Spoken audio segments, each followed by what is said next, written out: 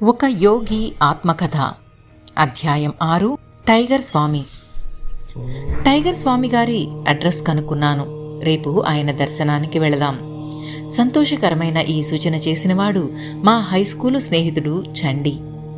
ఆ స్వామివారు సన్యాసాశ్రమ జీవితానికి పూర్వం పెద్ద పులుల్ని పట్టుకునేవారని, ఉత్తి చేతులతోనే వాటితో పోట్లాడేవారని విన్నాను.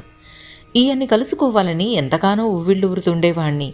అటువంటి అసాధారణమైన సాహస కృత్యాలంటే పిల్లలకు ఉత్సాహం కలగడం సహజం. అది నాలో గాఢంగా ఉండేది. శీతాకాలం కావడం వల్ల మర్నాడు తెల్లవారేసరికి ఇంకా చలిచలిగానే ఉంది. కానీ నేను చెండి ఉల్లాసంగా నడక సాగించాం. కలకత్తా నగరం బయట భవానీపూర్లో వెతికి వేసారి చివరికి సరైన ఇల్లే పట్టుకున్నాం. ఆ ఇంటి తలుపుకి 2 ఇనప కడియాలు ఉన్నాయి. వాటిని పట్టుకుని నేను చెవులు చిల్లులు పడేలా చప్పుడు చేశాను. ఇక్కడింత వృధా అవుతున్నా నౌకరు ఒకడు నిదానంగా నడుచుకుంటూ వచ్చాడు మా దగ్గరికి. రణగుణధ్వని చేసే ఆగంతకులు సాధువుల ఆశ్రమంలోని ప్రశాంతిని భంగపరచలేరన్న భావాన్ని సూచిస్తోంది వ్యంగ్యంగా అతడు నవ్విన చిరునవ్వు. మౌనంగా అతడు పెట్టిన చీవాటుకి మనస్సు చివుక్కుమనిపించినా లోపలికి రమ్మన్నందుకే ధన్యలమనుకున్నాం. నేను, నా స్నేహితుడు అక్కడ చాలాసేపు ఎదురుచూస్తూ కూర్చోవడంతో మాకు అనుమానం వచ్చింది. సత్యాన్వేషణుడికి ఓర్పు అవసరమన్నది భారతదేశ సాంప్రదాయిక నియమం. మన ప్రవృత్తిని పరీక్షించే ఈ ట్రిక్కుని పాశ్చాత్య దేశాల్లోని వైద్యులు, దంతవైద్యులు చాలా తరచుగా ఉపయోగిస్తుంటారు. చివరికి ఆ పనివాడు పిలిచాక చండి, నేను ఒక పడగదిలో అడుగుపెట్టాం. ప్రసిద్ధులైన సోహాంగ్ స్వామివారు పక్క మీద కూర్చుని ఉన్నారు. బ్రహ్మాండమైన ఆయన విగ్రహం కంటపడేసరికి మేము ఏమిటో అయిపోయాం. కళ్ళు ఇంత చేసుకుని నోట మాట లేకుండా స్తంభించిపోయాం. అంత ఛాతీ గాని, పెద్ద బంతుల్లాంటి కండలు తిరిగిన జబ్బలు కానీ అంతకుముందెన్నడూ మేము చూడలేదు. మంచి దిట్టంగా ఉన్న మెడపైన ఆయన ముఖం గంభీరంగా ఉన్నప్పటికీ ప్రశాంతంగానే ఉంది. పొడుగాటి ఉంగరాలు తిరిగిన జుట్టు, గడ్డం, మీసాలు దానికి శోభిస్తున్నాయి. ఆయన నల్లటి కళ్ళలో పావురం మాదిరి, పెద్ద పులి మాదిరి లక్షణాలు 2 గోచరిస్తున్నాయి. బలమైన నడుము చుట్టూ ఉన్న ఒక్క పులి చర్మం తప్పిస్తే మొత్తానికి ఆయన దిగంబరంగానే ఉన్నారు. నేను, నా స్నేహితుడు ఎలాగో మాటలు పికల్చుకుని ఆ సన్యాసికి నమస్కారం చేశాం. పులిల్ని లొంగదీసుకోవడంలో ఆయనకు గల అసాధారణమైన శౌర్యాన్ని ప్రశంసించాం. అడవి జంతువులన్నింటిలోకి ఎక్కువ భయంకరమైన రాయల్ బెంగాల్ పులుల్ని బుత్తి పిడికిళ్లతోనే లొంగదీసుకోవడం మీకు ఎలా సాధ్యమైందో దయచేసి మాకు చెప్పరు? అబ్బాయిలు, పులులతో పోట్లాడడం అన్నది నాకు చాలా చిన్న విషయం. అవసరమైతే ఈవేళ కూడా ఆ పని చేయగలను. పసివాడిలా నవ్వారాయన. మీరు పులుల్ని పులుల్లా చూస్తారు, వాటిని పిల్లులుగా నేనెరుగుదును. స్వామీజీ, పులులు పిల్లులేనని నా మనసుకైతే నచ్చజెపుతాననుకోండి, కానీ పులులకు నచ్చజెప్పగలనా? బలం కూడా అవసరమన్న మాట నిజమే. పులిని పిల్లిలా ఊహించుకునే పసివాడు దాన్ని గెలుస్తాడని ఎవరూ ఆశించకపోవచ్చు. బలమైన నా చేతులే చాలు నాకు ఆయుధాలుగా. మమ్మల్ని వెంటబెట్టుకుని పెరట్లోకి వచ్చారాయన. అక్కడ గోడ అంచున ఒక గుద్దు గుద్దారు. దాంతో ఒక ఇటుక కిందికి రాలిబడింది. తొస్సి పన్నులా కనిపించే గోడ కన్నంలోంచి ఆకాశం ధైర్యంగా తొంగి చూసింది. ఆశ్చర్యంతో వెరిచూపులు చూశాను నేను. సున్నంతో గట్టిగా కట్టిన గోడలో ఉన్న ఇటుకనే ఒక గుద్దుతో రాలగొట్టగలిగిన ఈయన పెద్ద పులుల పళ్ళు రాలగొట్టడంలో సందేహం లేదనిపించింది. నాలాగే కొందరికి దేహదారుఢ్యం ఉంది, కానీ వాళ్లకి నిబ్బరమైన నమ్మకం ఉండదు. ఒంటిని మాత్రమే వస్తాదుల్లా పెంచుకుని మనస్సును అలా పెంచుకొని వాళ్ళు అడవిలో స్వేచ్ఛగా తిరిగే క్రూర మృగం ఏదైనా కంటపడితే చాలు ఇట్టే కళ్ళు తెలవేస్తారు. సహజమైన ఉగ్రతతో తన స్థానంలో ఉండే పులికి, నల్లముందు మరిగిన సర్కస్ జంతువుకి చాలా తేడా ఉంది. భీముడంతటి బలం ఉండి కూడా రాయల్ బెంగాల్ పులి వచ్చి మీద పడుతుంటే బెదిరిపోయి ఘోరంగా నిస్సహాయ స్థితిలో పడ్డవాళ్లు చాలామంది ఉన్నారు. ఆ రకంగా తన మనసులోనే తానొక పిల్లి మోస్తరుగా బెదిరిపోయే స్థితికి మనిషిని మార్చేసింది పులి. ఒక మోస్తరు బలమైన శరీరం ఉండి బ్రహ్మాండమైన మనస్థైర్యం ఉన్న ఏ వ్యక్తి అయినా పులిచిత్తులను దాని మీదకే ప్రయోగించి దాని ప్రవృత్తిని పిల్లిలా నిస్సహాయ స్థితికి తేగలడు. సరిగ్గా ఇలాగే ఎన్నిసార్లు చేశానో నేను. నా ఎదుట ఉన్న భీమబలుడు పెద్ద పులిని పెంపుడు పిల్లిలా మార్చేయగలగడంలో సందేహం లేదనిపించింది. ఆయన ఏదో ఉపదేశం చేసే ధోరణిలో ఉన్నట్టున్నారు. చెండి నేను శ్రద్ధగా వింటున్నాం. కండరాల్ని పనిచేయించేది మనస్సు. సమ్మెటతో కొట్టడానికి కావలసిన బలం దానికి ఉపయోగించిన శక్తి మీద ఆధారపడి ఉంటుంది. మనిషి శారీరక సాధనంగా కనబరిచే బలం అతని మనస్సులోని ఆక్రమణేచ్ఛ మీద, ధైర్యం మీద ఆధారపడి ఉంటుంది. శరీరాన్ని అక్షరాలా తయారు చేసేది, పోషించేది మనస్సే. గత జన్మల్లోని సహజాతాల ఒత్తిడి ద్వారానే బలాలైన, బలహీనతలైన మానవుడి చేతనలోకి మెల్లగా ప్రవేశిస్తాయి. అవి అతని అలవాట్లుగా వ్యక్తమయ్యి కోరదగిన శరీరంగానో, కోరదగని శరీరంగానో రూపొందుతాయి. బాహ్యమైన బలహీనతకు మూలం మానసికమైనది.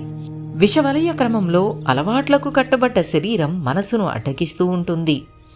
తన నౌకరు తనను ఆజ్ఞాపించడానికి యజమాని అనుమతించినట్లయితే ఆ నౌకరు నిరంకుశుడవుతాడు. అలాగే మనస్సు కూడా శరీరం చెప్పినట్టల్లా లోబడి దానికి బానిస అవుతుంది. ఆ స్వామీజీ మా కోరిక మన్నించి తమ జీవితాన్ని గురించి కొంత చెప్పడానికి అంగీకరించారు. మొట్టమొదట్లో నాకున్న పెద్ద కోరికల్లా పెద్ద పులులతో పోట్లాడాలని. నా మనస్సంకల్పం బలిష్టమైనదే కానీ నా శరీరం దుర్బలంగా ఉండేది. ఆ మాటకు నాలోంచి ఆశ్చర్యం వ్యక్తమైంది. భీముడు లాంటి భుజబలమున్న ఈయన ఎన్నడైనా బలహీనత అన్నది ఎరుగునంటే నమ్మలేనట్లనిపించింది. ఆరోగ్యము, బలము చేకూర్చుకోవాలన్న గట్టి పట్టుదలతో ఆ లోపం పోగొట్టుకున్నాను. రాయల్ బెంగాల్ పిలుల్ని నిజంగా లొంగదీసుకునేటట్టు చేసినది నా ఉద్ధత మనోధార్యమేనని చెప్పక తప్పదు. పూజ్య స్వామీజీ, నేనెప్పటికైనా పెద్ద పుల్లలతో పోట్లాడగలనంటారా? అల్లాంటి విపరీతమైన కోరిక నా మనసులో చొరబడ్డం అదే మొదటిసారి, చివరిసారి కూడా. ఆహా అంటూ నవ్వారాయన. కానీ పుల్లు చాలా రకాలున్నాయి. మానవుల కోరికలనే అడవుల్లో తిరుగుతుంటాయి కొన్ని. మామూలు జంతువుల్ని స్పృహ తప్పేటట్టు కొట్టడం వల్ల ఆధ్యాత్మికంగా లాభమేమీ కలగదు. అంతకంటే లోపల తిరిగే క్రూర మృగాల్ని జయించు. అయ్యా, అడవి పుల్లల్ని అణిచివేసే మీరు తీవ్రమైన మనోవికారాల్ని అణిచేవారుగా ఎలా మారారో చెప్తారా?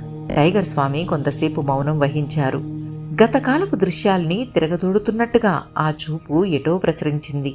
మా మనవి మన్నించాలా వద్దా అన్న కొద్దిపాటి మానసిక సంఘర్షణ ఆయనలో చూడగలిగాను. చివరికి అంగీకార సూచకంగా చిరునవ్వు నవ్వారు. నా కీర్తి ఉచ్చస్థితిని అందుకునేటప్పటికీ దానివల్ల నాలో గర్వమదం ఏర్పడింది. పులులతో పోట్లాడడమే కాకుండా వాటి మీద రకరకాల జిత్తులు ప్రదర్శించాలని కూడా నిశ్చయించుకున్నాను. అడవి జంతువులు పెంపుడు జంతువుల్లా ప్రవర్తించేటట్టు చేయాలని నా ఆశ. నా జిత్తులు బహిరంగంగా ప్రదర్శించడం మొదలుపెట్టాను. దాంట్లో తృప్తికరమైన విజయం సాధించాను. ఒకనాడు సాయంత్రం మా నాన్నగారు చింతాక్రాంతులై నా గదిలోకి వచ్చారు.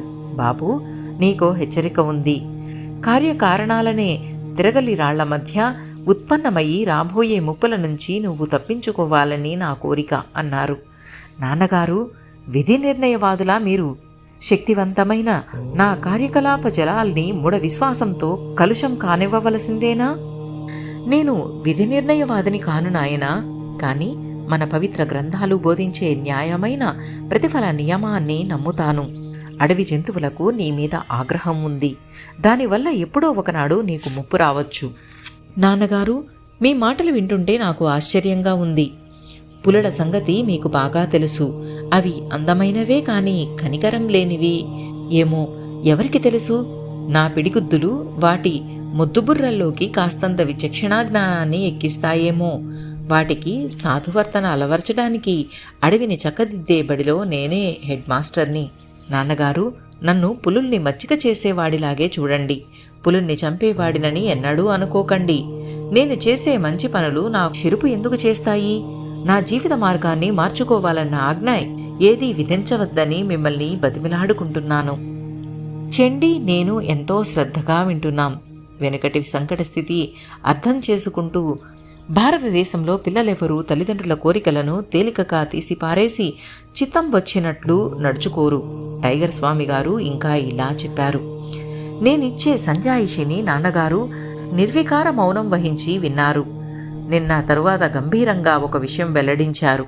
నాయనా, జరగబోయే దాన్ని గురించి ఒక సాధువు నోట్లోంచి వచ్చిన అశుభ విషయాన్ని చెప్పక తప్పని పరిస్థితి తెస్తున్నావు. ప్రతిరోజులాగే నిన్న నేను వరండాలో కూర్చుని ధ్యానం చేసుకుంటూ ఉండగా ఆయన వచ్చాడు. ప్రియమిత్రమా, కలహప్రియుడైన నీ కొడుక్కి ఒక సందేశం తీసుకువచ్చాను. వాణ్ణి ఆటవికమైన పనులు మానేయమను, లేకపోతే ఈసారి పులితో పోట్లాటకు తలపడ్డప్పుడు తీవ్రమైన గాయాలకు గురి అయి 6 నెలల పాటు ప్రాణాంతకమైన జబ్బుతో బాధపడతాడు. అప్పుడిక వెనుగటి నడవడి విడిచిపెట్టి సన్యాసి అయిపోతాడు. ఈ కథ నా మనసుకెక్కలేదు. నాన్నగారు ఒక మాయదారి ఛాందసుడి మాటల్ని సులువుగా నమ్మేశారని అనుకున్నాను. తమ మూర్ఖత్వానికి దేనికో కించపడుతున్నట్టుగా ఆయన సహనం కోల్పోయిన వాడి భంగిమ ఒకటి చేస్తూ ఆ విషయం వెల్లడించారు.